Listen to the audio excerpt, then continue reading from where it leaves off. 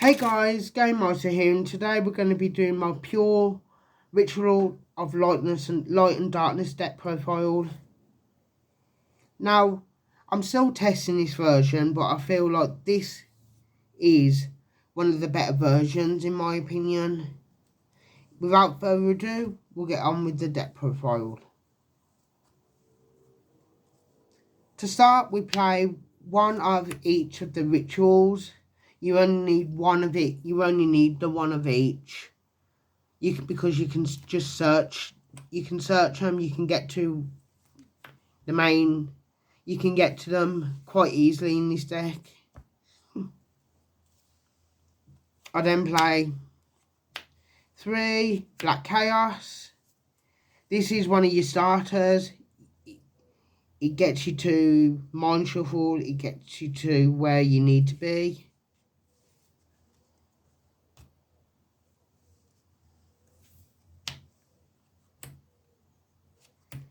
I play 3 copies of Griffith. It's a starter.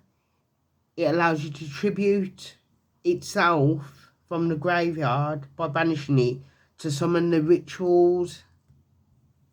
It just does a lot for the deck, so you need to max out on this card.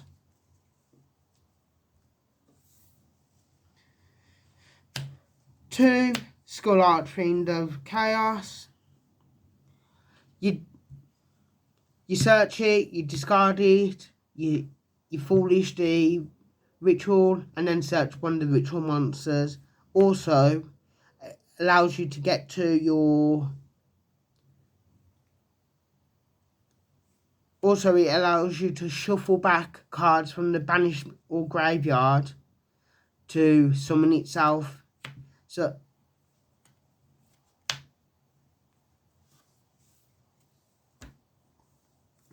I then play 2 Chaos Celtic Mystic. This card, normal or special, if it's normal summoned, you can draw 3 and then discard 2. And then if you've got both of these on board, you can synchro into basically a Chaos Angel. So basically draw 3, but then you can only use summon one monster from the extra deck. I'd rather lock myself out the extra deck and play my opponent's turn.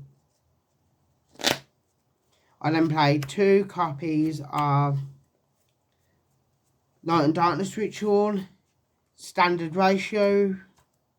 Some people are cut in the Azamina build and the branded build. I've seen them only one of these being played, and in that build I do think that is correct, but in pure I think you need 2.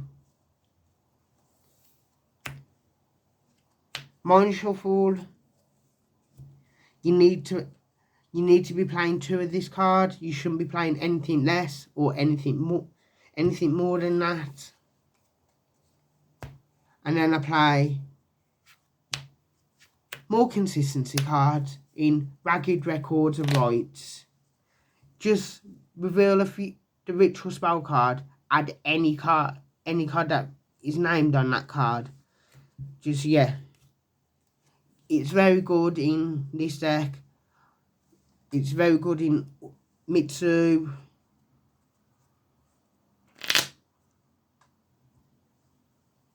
Onto the hand traps. I play 3 copies of Perulia. In my opinion, this should be played in every deck right now, especially since most of the meta decks summon from the hand a lot more than this card. Just say either stops them completely or it gives you like at least 2 or 3 cards.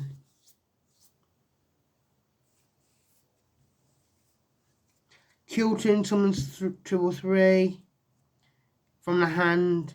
Brandy can summon 2 or 3 from the hand. And then also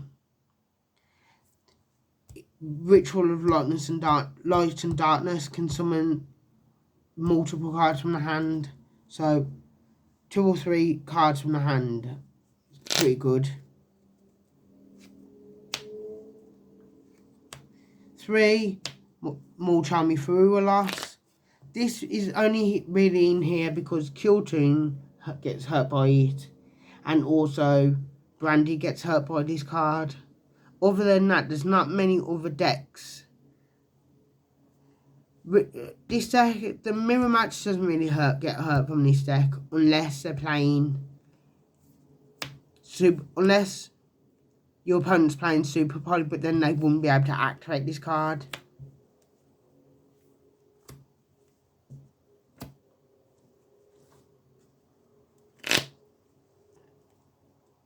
I then play 3 Vidralis Harmonia. This just basically says, get a body on board, pop a card, and then basically it's a level 7, so you can go into either synchro plays, or you can go into different. You can go into synchro plays, or you can use it for link climbing.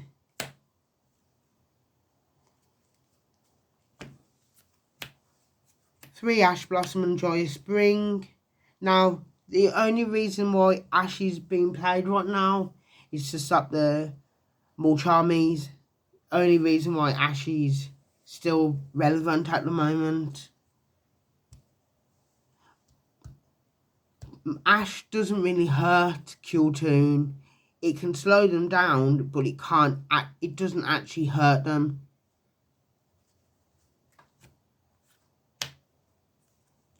Droll.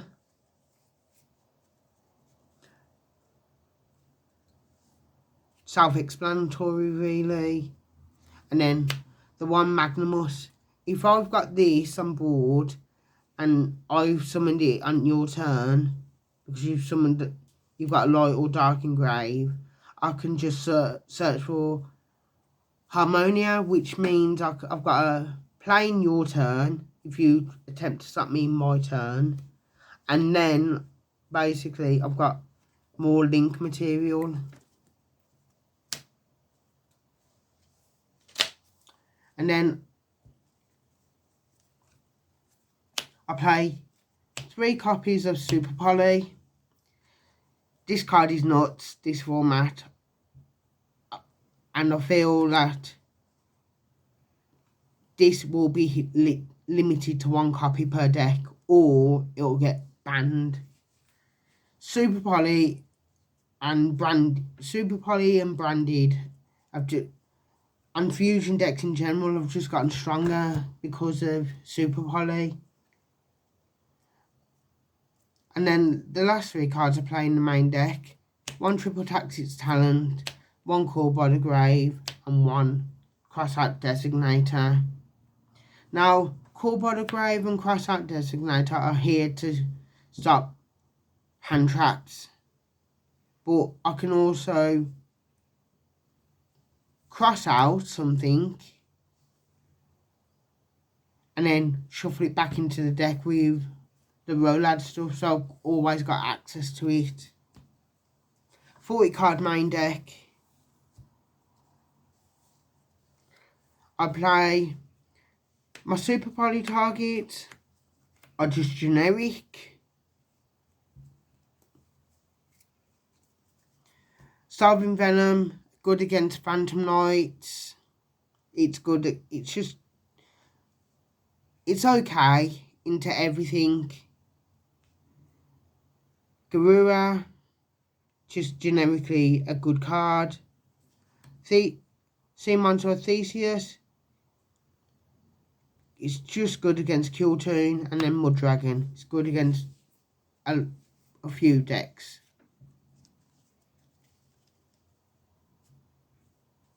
I play, even though you didn't see it in the main deck, I am running for the Fallen and the Virtuous. So the Fallen and the Virtuous targets, and also this also can come up as a Harmonia target as well.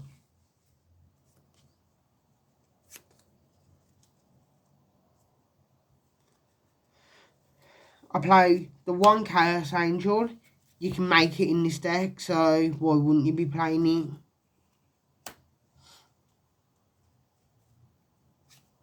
The Harmonia targets. So Omega, if it's in the graveyard, I can target 2 cards and shuffle them back into the deck. Target 1 banish card and return it to the deck, the graveyard.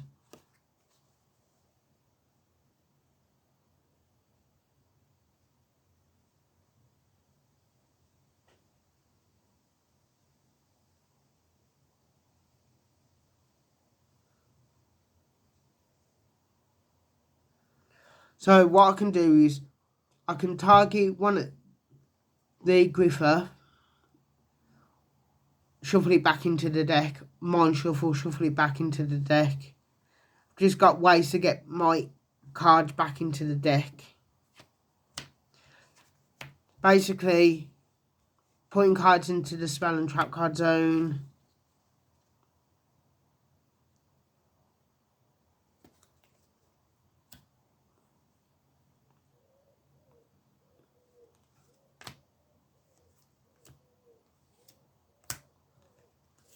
And then the final 3 cards I play is the 1 BLS, Soldier of Chaos, the 1 SP Little Knight, and the 1 IP. Black Luster Soldier you can make in this set because you're running a few 7s. So you can easily make this basically unaffected by card effects. And who doesn't love making the towers? Onto the side deck. 3 Spark. This card's just generically good.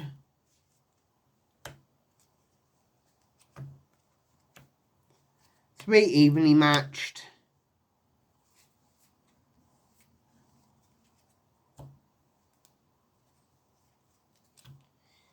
The 3 Fallen and the Virtuous.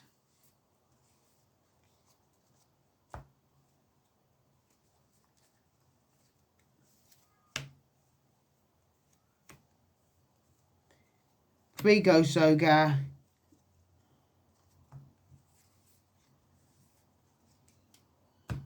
And the 3 Santa Claus.